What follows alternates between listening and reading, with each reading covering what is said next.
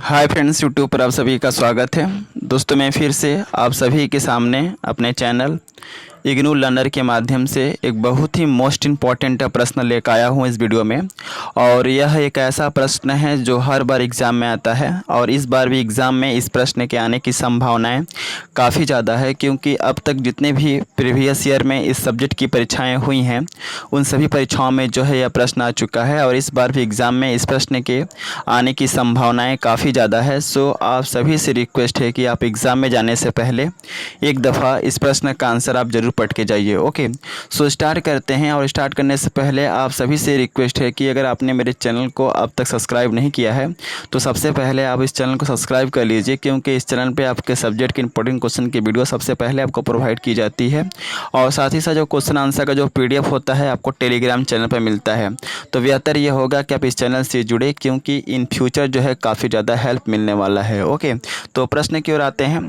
प्रश्न एग्जाम में आता है कि समाचार की भाषा कैसी होनी चाहिए। ओके, तो एग्ज़ाम में पूछेगा कि समाचार की भाषा कैसी होनी चाहिए। तो सबसे पहले आपको इसके आंसर के अंतर्गत लिखना है कि किसी भी समाचार लेखक को समाचार लिखते समय या समाचार को शुरू करने से पहले उसे कुछ बातों का ध्यान रखना पड़ता है, जो इस प्रकार है।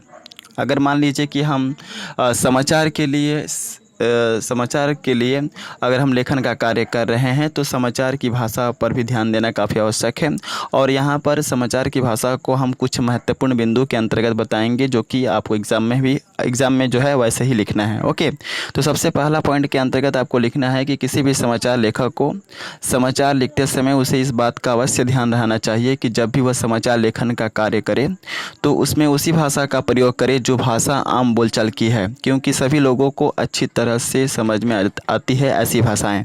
क्या लिखेंगे कि किसी भी समाचार लेखक को समाचार लिखते समय उसे इस बात का अवश्य ध्यान रहना चाहिए कि जब भी वह समाचार लेखन का कार्य करे तो उसमें उसी भाषा का प्रयोग करे जो भाषा आम बोलचाल की भाषा है, क्योंकि सभी लोगों को आम बोलचाल की भाषा ही समझ में आती है।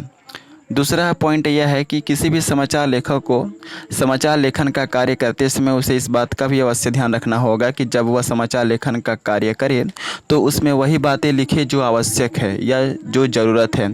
समाचार लेखन में अनावश्यक बातों को नहीं रखना चाहिए। ओके, तो यह भी काफ़ी ज़रूरी होता है कि हमें जो आवश्यक बातें हैं, जो ज़रूरत की बातें हैं, उसे ऐसी बातों को ही हमें क्या करना है कि समाचार की भाषा के अंतर्गत लिखना है।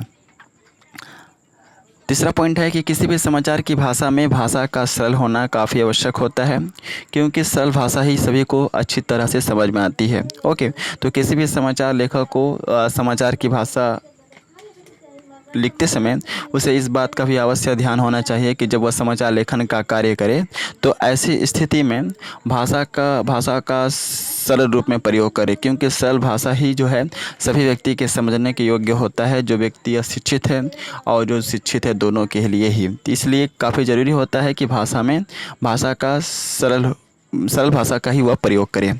अगला है 4th नंबर पॉइंट, वह है समाचार की भाषा। समाचार की भाषा में बोलचाल की भाषा का ही प्रयोग करना चाहिए। जैसा कि मैंने पहले कहा है कि आम बोलचाल की भाषा, तो वह भाषा जो कि आम बोलचाल की भाषा है, जिसका प्रयोग लोग अधिक करते हैं, जिस शब्दों को अधिक लोग जानते हैं, ऐसे ही भाषा का जो है हमें समाचार की भाषा में के अंतर्गत जो है भाषाओं का प्रयोग करना चाहिए। समझ गए? तो समाचार की भाषा में बोलचाल की भाषा का ही प्रयोग करना चाहिए, क्योंकि इस बोलचाल की भाषा ही सभी के समझने के योग्य होता है। अगला है 5th नंबर पॉइंट कि समाचार की भाषा में ऐसे वाक्यों का हम प्रयोग नहीं करना चाहिए जो वाक्य काफ़ी ज़्यादा कठिन हो और बड़े हो।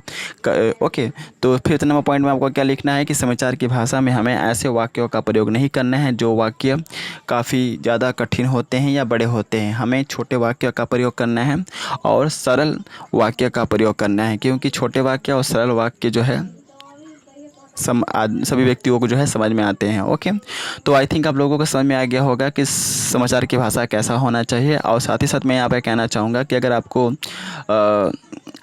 जिन्होंने भी अभी तक टेलीग्राम चैनल को ज्वाइन नहीं किया है, आप टेलीग्राम चैनल को ज्वाइन कर लीजिए, क्योंकि जैसे आप टेलीग्राम चैनल पर आप आएंगे आपको इसके रिगार्डिंग बहुत सारा वीडियो मिलेगा। सो मिलते हैं नेक्स्ट वीडियो में इसी तरह के इंपॉर्टेंट क्वेश्चन के साथ। So best of luck for all of you for exam and thanks for watching my video.